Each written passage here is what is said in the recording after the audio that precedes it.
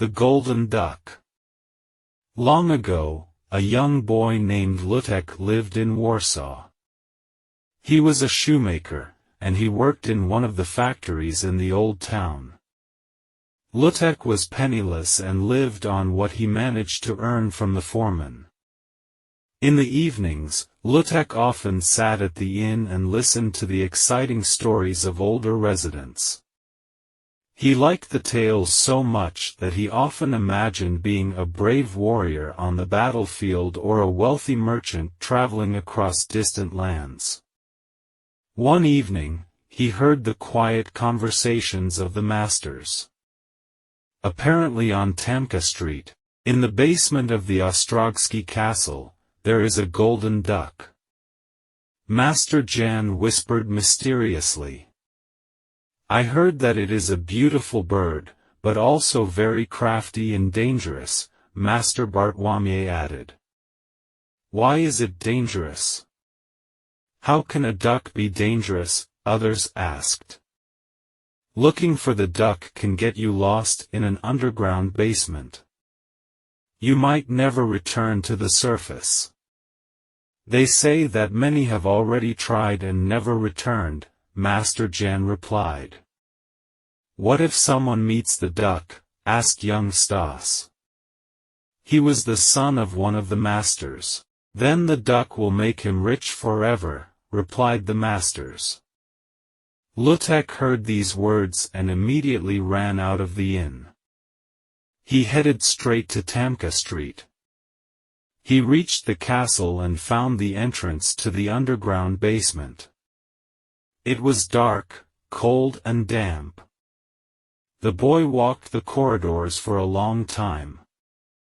At first, he was looking for the duck and then looking for the way back. He was so tired and cold that he lost all hope of returning home.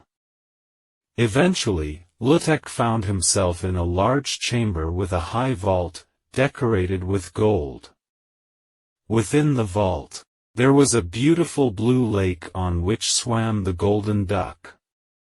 Hello, Lutek, she said in a human voice. You found me, so you deserve the prize. I will make you rich. Take this pouch, there are 100 golden ducats inside. Buy whatever you want, but you have to spend it all in one day, and you cannot share it with anyone. If you do not meet these conditions, you will remain poor forever. Lutek grabbed the pouch and headed back. This time the corridors seemed brighter and easier to find, so he quickly got to the top. Warsaw was waking up, shops were slowly opening, and people were coming out to the streets. At last, I am rich, thought Lutek. He ran towards the market. First, he bought all the delicacies he had ever wanted. Then he went to the tailor and dressed in the most expensive outfit. It was decorated with precious stones and gold, paired with leather shoes with golden spurs. Then he went to the best restaurant and ordered the most expensive dishes to eat and the noblest honey water to drink. Many people introduced themselves and engaged in polite conversation. They were counting on a donation from such a rich young man. However, Lutek did not give anyone a penny.